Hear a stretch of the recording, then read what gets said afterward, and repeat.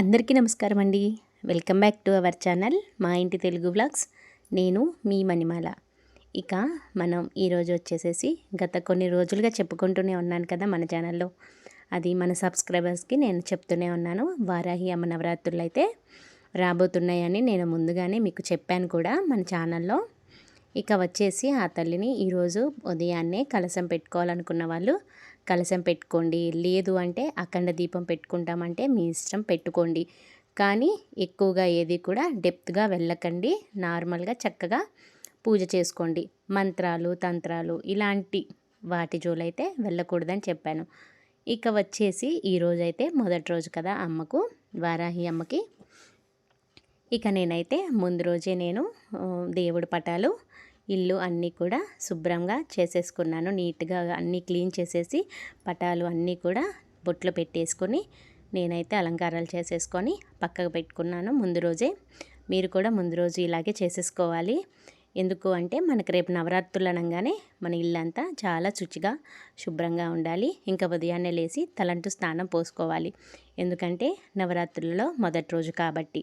ఇక తర్వాత మీ ఇష్టం, మీ ఓపికను బట్టి మీరు తలంటు స్నానం చేయగలిగితే సరే, లేదు అంటారా ఇబ్బంది ఏమీ లేదండి. ఆడవాళ్ళకి రోజు తలస్నానం చేయాలని ఏమీ నియమాలేమీ లేవు. కాబట్టి చక్కగా మీరు పూజ చేసుకోవచ్చు, ఎలాంటి ఇబ్బంది ఏమీ లేదు. ఇంకా నేనైతే ముందుగానే ఇల్లంతా శుభ్రంగా చేసేసుకున్నాను కదా. నాకు దేవుడి గది ఉన్న దగ్గర నేను పక్కన అమ్మకు సపరేట్గా నేను పీఠం వేసి అమ్మను పెట్టుకున్నాను. ఎందుకు అంటే దేవుడి గదిలో కుదరదులే అలాగా అని చెప్పి నేను పెట్టుకున్నాను. ఇక ముఖ్యంగా వచ్చేసి చక్కగా పీటకి బొట్లు పెట్టేసుకొని దాని మీద ఒక ఏదైనా కానీ మంచిగా క్లాత్ ఒకటి చక్కగా వేసేసి ఆ తర్వాత కొంచెం అక్షితలు పసుపు కుంకుమ వేసేసి అమ్మవారి పటాన్ని అయితే ఇలా పెట్టేసుకోండి. ఆమె స్థానాన్ని కదపద్దు. ఇక పద్దాక అయితే కదపకండి. పువ్వులు పెట్టినా సరే అలా ఏమి ఇబ్బంది ఏం లేదు. ముందుగా అయితే చక్కగా పూజ చేసేసుకోండి. ఆ తల్లికి పటం పెట్టేసుకున్నాక నేనైతే జాజుల మాల ఉంది మాకు రోజు ఒక ఆవిడ తీసుకొచ్చి ఇస్తూ ఉంటుంది. ఇంకా పూలైతే ఆ అమ్మకు వేసేసాను.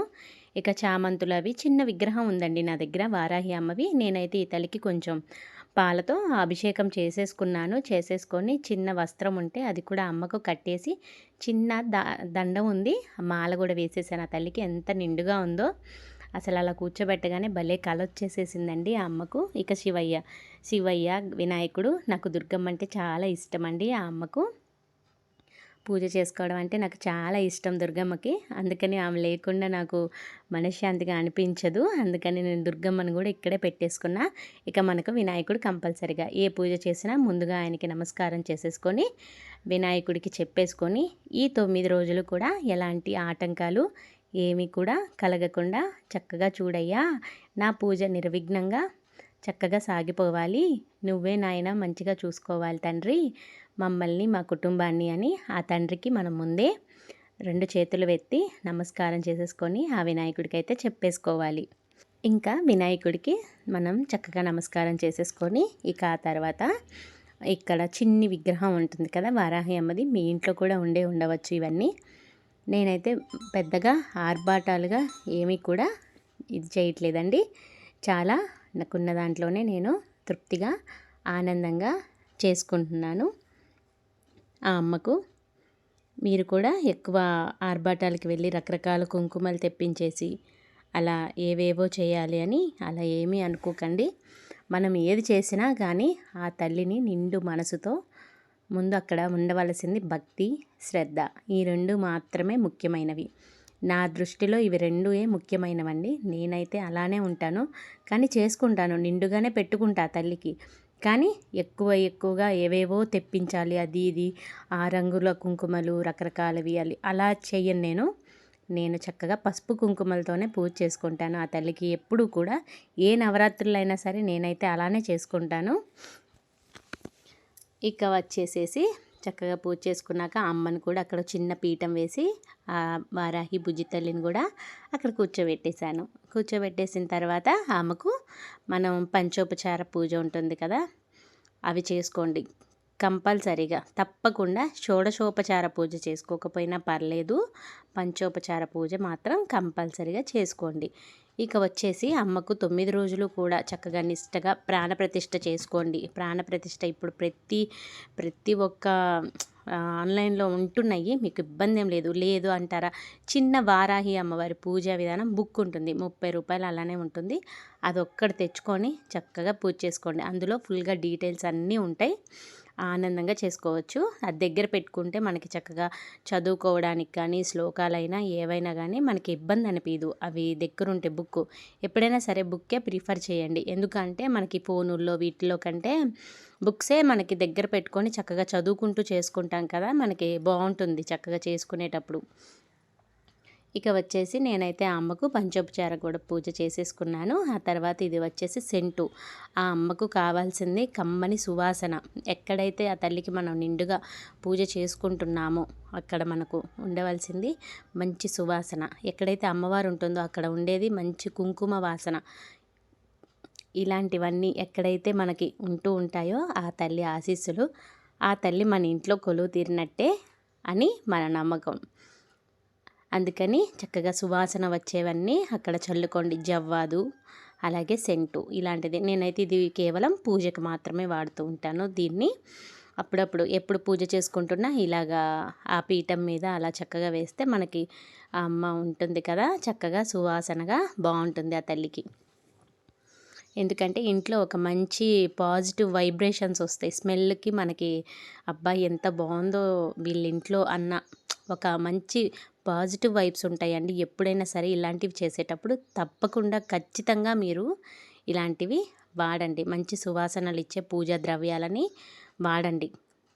ఇక వచ్చేసి జవ్వాదు కూడా ఉంటుంది కదా, నేనైతే జవ్వాదు కూడా తీసుకొని కొంచెం ఆ తల్లి మీద అలాగా అక్కడ పీఠం దగ్గర అలా వేయండి. చాలా మంచి సువాసన వస్తుంది. జవ్వాదు వేయడం వల్ల చాలా మంచి పరిమళం ఉంటుంది. ఈ జవ్వాదు అయితే కంపల్సరిగా మీరు పూజ గదిలో పెట్టుకోండి. దీన్ని మీరు ఎప్పుడు పూజ చేసినా కానీ దీన్ని అలా ఒక చిన్న చిటికెడు తీసుకొని మన పూజా ద్రవ్యాల మీద ఆ తల్లి మీద ఖచ్చితంగా మీరు ఇలాగా చక్కగా చిటికెన వేలుతో అలాగా సవరించండి. చాలా మంచి సువాసన ఉంటుంది ఆ అమ్మ ఉండే దగ్గర ఈ జవ్వాదు వేయడం వల్ల. ఇక ఇలాగ మొత్తం కూడా జవ్వాదుతో ఇలా అమ్మకు మొత్తం పీఠానికి కూడా మొత్తం కూడా రాసేసాను నేనైతే జవ్వాదు పౌడర్ తీసేసుకొని. ఇక నేనైతే అమ్మవారి ముందైతే చిన్ని గవ్వలు ఉంటాయి కదండి, లక్ష్మీ గవ్వలు, నారికేలం, తామర గింజలు, ఇలాంటివన్నీ లక్ష్మీదేవికి ప్రతిరూపాలు అనమాట. ఇవన్నీ కాయిన్స్ ఇలాంటివన్నీ నేను అందులో ఒక రూపాయి బిళ్ళ, ఇక నారికేలం, అలాగే లక్ష్మీ గవ్వలు, తామర గింజలు ఇలాంటివి అన్నీ కలిపి నేను ఒక చిన్న గిన్నెలో పెట్టుకొని ఆ తల్లి ముందైతే ఇలా పెట్టేసేసుకున్నాను. ఇక ఇవి వచ్చేసి సాంబ్రాణి కప్స్ అండి. ఈ కప్పు వెలిగించుకొని మనం సాంబ్రాణి ఉంటుంది కదా, ఆ గుగ్గిలం పొడి కూడా దంచుకొని అది ఇందులో వేయడం వల్ల ఇంకా మంచి స్మెల్లను ఇంకా బాగా ధూపం ఇంకా బాగా వస్తుంది. ఆ తల్లికి అయితే చాలా బాగుంటుంది కూడా మనకు ఇట్లా ధూపం ఇచ్చేటప్పుడు. ఇక నేను అమ్మవారికి ధూపం ఇచ్చేసి చక్కగా ఆ తర్వాత ఇక ధూపం కూడా ఇచ్చేసిన తర్వాత ఆకరణ హారతులు ఇంక ఇవన్నీ తెలిసినవేగా, ధూపం దీపం నైవేద్యం సమర్పయాని. ఖచ్చితంగా ఇవి మాత్రం చేయాల్సిందేనండి. ఎందుకంటే మనం పీఠం పెట్టుకొని ఆ తల్లిని పూజించుకుంటున్నాం కాబట్టి మనకు ఈ పంచోపచార పూజ అనేది మెయిన్. అలవాటు చేసుకోండి, పెద్దగా ఇబ్బంది ఏమీ అనిపించదు మీకు. 1-2 సార్లు ఎవరు తెలియని వాళ్ళు అయితే మాత్రమే చెప్తున్నాను, తెలిసిన వాళ్ళకి కాదండి. ఎవరైనా కొత్తగా చేసుకునే వాళ్ళు ఎవరైనా ఉంటే దీన్ని అలవాటు చేసుకోండి. పంచోపచార పూజ చాలా మంచిది కూడా. అది అలవాటు చేసుకోవడం వల్ల మీకు చాలా మంచిది, మంచి పాజిటివ్ వైబ్ వస్తుంది మీలో. ఇక ఇది వచ్చేసి లలిత సహస్రనామం బుక్లోనే నాకు వారాహి అమ్మ స్తోత్రాలు, శ్యామల అమ్మ దండకం ఇవన్నీ కూడా అందులోనే ఉంటాయి. అష్టోత్తరాలు ఉంటాయి, సహస్రనామాలు. ఇదైతే ఒక చిన్న బుక్కేలేండి, నాకు వేరే బుక్స్ కూడా ఉన్నాయి. కాకపోతే ఇందులో వారాహి అమ్మవి మనకి 12 నామాలు ఉన్నాయి. నేను అవి చదువుకుందామని చెప్పి ఈ బుక్ తీశాను. ఇక పూజా విధానం అంటే మనకి రెగ్యులర్గా చేసుకునే పూజే. దీంట్లో పెద్ద ఇబ్బంది పడి ఆర్భాటం పడి ఏదేదో అయితే చేయాల్సిన అవసరం లేదు, ఆనందంగా చేసేసుకోవచ్చు. ఇక ఇవన్నీ కూడా నేను చక్కగా చదువుకుంటూ ఆ తల్లి దగ్గర ఇలాగే 9 రోజులు కూడా ఒక్కటనుకోండి ఏదైనా సరే. మీకు ఈ 12 నామాలు ఒకవేళ నోరు తిరగడం లేదు, పలకలేను నేను అని అనుకున్నప్పుడు ఓం వారాహిదేవి అయి నమః, శ్రీ వారాహిదేవి అయి నమః అన్న ఆ ఒక్క పదం చాలు. అలా చదువుకుంటూ ఇప్పుడు మనకు ఒక 108 సార్లు కానీ అలా చదువుకోవాలని మన మనసుకు అనిపించదు కదా, దాన్ని కౌంట్ చేసుకోవడం కష్టం. కాబట్టి పూజ చేసేటప్పుడు తప్పకుండా ఏదైనా ఒక మాల, రుద్రాక్ష మాల కానీ, ఏదైనా తులసి మాల కానీ, ఇట్లా ఏదైనా ఉంటాయి కదండి, కరుంగని మాల కానీ, ఇలాంటివి ఏవైనా సరే 108 ఉండే ఇలాగా 111 సార్లు, 101 సారి ఇలా ఏవైనా ఉంటాయి కదా, అలాంటి వాటిని చక్కగా తీసేసుకొని ఇలా మనం చదువుకుంటూ ఒక్కొక్క నామాన్ని చక్కగా మనం కౌంట్ చేసుకోవడానికి కూడా కౌంట్ చేసుకోకర్లా, చక్కగా హాయిగా ఉంటుంది. అది చేసుకునేటప్పుడు మనం అప్పుడే అయిపోయిందా అన్నంత తేలికగా అనిపిస్తూ ఉంటుంది. ఎందుకంటే అది అలా ఉంటుందన్నమాట. ఆ శ్లోకాలలో ఉండేటువంటి పవర్ చాలా బాగుంటుంది. ఇలా చదువుకోండి, చాలా తేలిగ్గా ఉంటుంది మీకు. ఇక వచ్చేసి నేనైతే ఇలాగ శ్లోకాలన్నీ కూడా చదివేసేసుకుంటున్నాను కూర్చొని అమ్మ దగ్గర. ఇక ఆ తర్వాత వచ్చేసి కుంకుమార్చన కూడా చేసేసుకుంటాను అమ్మ దగ్గర అయితే. ఇక ఈ కుంకుమార్చన చేసేసుకున్న తర్వాత ఇక తెలిసిందే కదా, నైవేద్యం సమర్పణ చేసుకొని ఆ తర్వాత హారతులు ఇచ్చేసుకొని ఆ తల్లికి మనం పెట్టేసుకోవాలి. కాకపోతే ముఖ్యమైనది ఏంటంటే ఆ తల్లికి ఈ పూజ అవ్వగానే ఖచ్చితంగా తాంబూలం పెట్టాలండి. అసలైతే మర్చిపోవద్దు. తాంబూలం అంటే ఏదో అనుకున్నారు, కేవలం ఒక చిన్న పసుపు కొమ్ము, ఒక్క ఒక చిల్లర పైసా ఇవి తీసుకొని ఆ తల్లి దగ్గర తాంబూలం సమర్పయామి అని తాంబూలం పెట్టేసేసుకోండి. చాలా మంచిది ఆమెకు తాంబూలం పెట్టుకుంటే ఆ తల్లికి. ఇక ఆ తర్వాత మాత్రం మీ ఇష్టం. ఇక మీరు ప్రసాదాలకు వచ్చేసి అరటిపళ్ళే పెడతారో, పండ్లు, కాయలు, లేకపోతే మహానైవేద్యం అంటే పరమాన్నం, లేదంటే పులిహోర, ఇలాంటివన్నీ కూడా కంపల్సరీగా నవరాత్రులు కదా, కాబట్టి ఇంకా ఆ తల్లికి ఏదైనా కొంచెం వండి పెట్టే విధంగా మీకు వీలుని బట్టి చూసుకోండి. ఇక వచ్చేసి పూజ మార్నింగే చేసుకోవాలని ఏమీ లేదు. మార్నింగ్ అయితే 5 గంటల లోపు చేసుకోండి. ఎందుకంటే ఆ తల్లి మంచి గాఢ నిద్రలో ఉంటుంది పగలు. నైట్ మాత్రమే ఆ తల్లి మేల్కొని చక్కగా మనకు అభయాలను ఇస్తూ, మనకున్న భయాలను, శత్రు భయాలని, మనకున్న ఇబ్బందులు, ఆటంకాలు అన్నింటినీ కూడా ఆ తల్లి దూరం చేస్తూ మనల్ని సంతోషపరుస్తూ ఉంటుంది ఆ తల్లి. కాబట్టి వీలైనంత వరకు కూడా ఉదయం అయితే 5 గంటల లోపు చేసేసుకోండి. ఇక సాయంత్రం అయితే 6 దాటిన తర్వాత మీ ఇష్టం, ఎప్పుడైనా చేసుకోవచ్చు. ఎందుకంటే ఆమె రాత్రి దేవత, రాత్రికి అధినేత ఆ తల్లి. కానీ భయపడుతూ మాత్రం అస్సలు చేసుకోకండి. అనుమానాలు అనేవి పెట్టుకోకండి. ఆ తల్లికి చేసుకునేటప్పుడు ఎందుకండి అనుమానాలు? అమ్మకేగా చేసుకుంటున్నాం. అమ్మ ఏం చేస్తుంది మనల్ని? అమ్మ అమ్మ అని పిలిస్తే బిడ్డలను శిక్షిస్తుందా ఆ తల్లి? అస్సలు చేయదండి అలాగా. అస్సలు అనుమానాలు ఏమీ పెట్టుకోకుండా ఆనందంగా పూజ చేసుకోండి. ఇక మనం వారాహి అమ్మ గురించి తెలుసుకుందామా మరి ఒక చిన్న 4 మాటల్లో. ఇక ఇప్పుడు వచ్చేసి వారాహి అమ్మ గురించి ఒక 4 మాటలు తెలుసుకుందాం. ఆమె కథ తెలుసుకుందాం. అయితే నేను రోజు కొంచెం కొంచెం ఆమె కథను మీ ముందుకు తీసుకొస్తూ ఉంటాను. చక్కగా విని ఆనందించండి. ఇక ఆ తల్లి వారాహిదేవి హిందూ మత నమ్మకాల ప్రకారం అమ్మవారి శక్తి రూపాలలో ఒక ఆమె. ఈమెను సప్త మాతృకలలో ఒక ఆమెగా, దశమహావిద్యలలో ఒక ఆమెగా కొలుస్తూ ఉంటారు. ఈమె వరాహ రూపం కలిగి ఉంటుంది, వరాహ ముఖము కలిగి ఉంటుంది. అంటే ఇక ఈ తల్లి ఒక లక్ష్మీదేవి స్వరూపంగా కూడా కొందరు కొలుస్తూ కూడా ఉంటారు ఈ తల్లిని. లక్ష్మీదేవి రూపంగా కొలిచేటప్పుడు ఈమెను మనిషి రూపంలోనే పూజిస్తారు. ఎందుకు అంటే ఆమె లక్ష్మీదేవికి ఎంతో ముఖ్యమైన ప్రాధాన్యత కలిగిన తల్లి కాబట్టి. ఈమెను ఆరాధిస్తే జీవితంలో ఎదురయ్యే అడ్డంకాలు, అవరోధాలని, ఎలాంటి ఆర్థిక సమస్యలైనా తొలగిపోతాయని, శత్రుభయం అనేదే ఉండదని, అపారమైన నమ్మకం, జ్ఞానం కూడా సిద్ధిస్తుందని, కుండలిని శక్తి జాగృతి అవుతుందని చెప్తూ ఉంటారు. అంతేకాదండి, ఇక ఈ వారాహిదేవి పేరు మీద ఉన్న మూలమంత్రాలను, అష్టోత్తరాలను పఠిస్తే సకల జయాలు కూడా సిద్ధిస్తాయని భక్తుల నమ్మకం. ఇంకా ఈ అమ్మ లక్ష్మీదేవి స్వరూపంలో ఉన్నప్పుడు ఈమె వరాహస్వామి అర్ధాంగి అనమాట. శివుడి నుండి శివాని, విష్ణువు నుండి వైష్ణవి, బ్రహ్మ నుండి బ్రహ్మాని, ఇలా వరాహస్వామి నుండి వారాహి అమ్మ ఉద్భవించిందనమాట. ఇక దేవీ మహత్యం ప్రకారం రక్తబీజుడు అనే రాక్షసుడిని సంహారం చేసి దుర్గాదేవి తన దేహం నుండి మాతృకలను సృష్టించింది ఆ పరమేశ్వరీదేవి, అంటే దుర్గమ్మ తల్లి.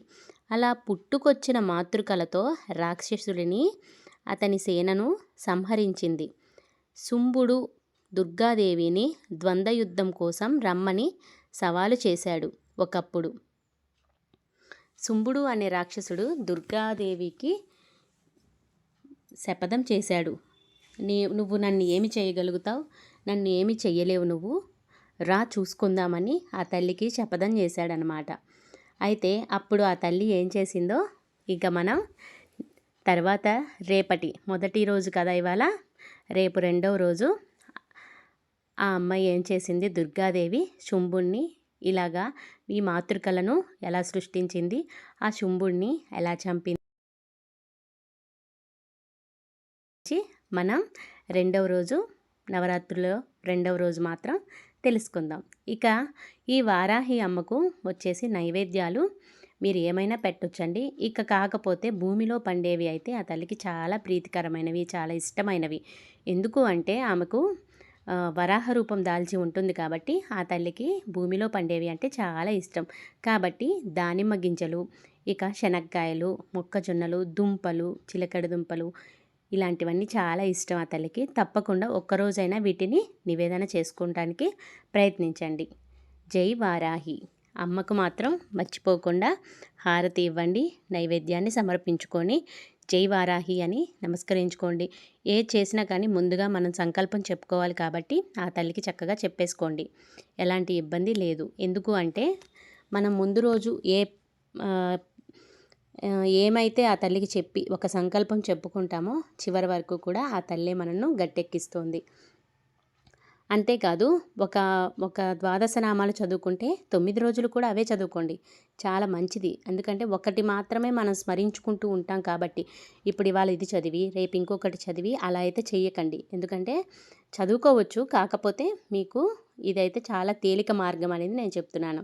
అలాగే మన ఈ వీడియో నచ్చినట్టయితే ఒక చిన్న లైక్ చేసేసి సబ్స్క్రైబ్ చేసేసుకొని మన ఛానల్ని ఇంకా ముందుకు తీసుకెళ్తారని మనస్ఫూర్తిగా కోరుకుంటున్నాను. జై వారాహి. అందరికీ కూడా వారాహి అమ్మ నవరాత్రుల్లో శుభాకాంక్షలు.